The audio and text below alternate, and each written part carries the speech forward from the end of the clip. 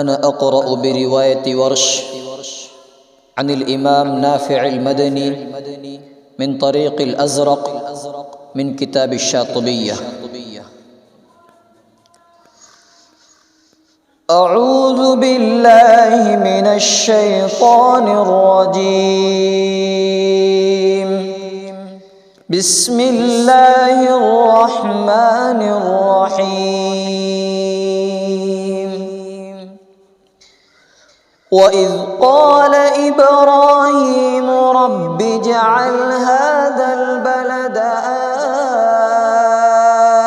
آمنا واجنبني وبني أن نعبد الأصنام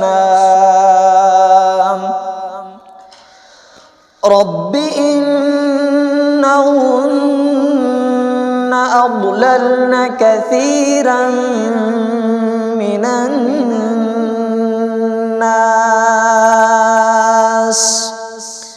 فمن تبعني فإنه مني ومن عصاني فإنك غفور رحيم. ربنا إني أسكنت من ذريتي بواد غير ذي زرع عند بيتك المحرم ربنا ليقيموا الصلاة فاجعل أفئدة من الناس تهوي إليهم وارزقهم من الثمرات لعلهم يشكرون. ربنا إنك تعلم ما نخفي وما نعلن وما يخفى على الله من شيء في الأرض ولا في السماء.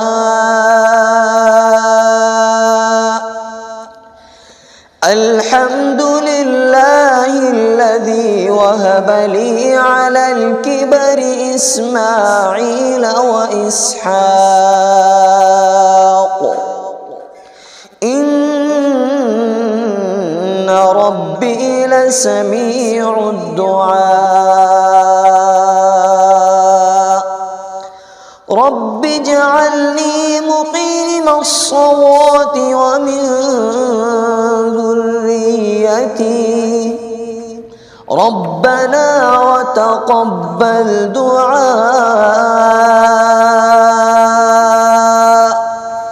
ربنا اغفر لي ولوالدي وللمؤمنين يوم يقوم الحساب.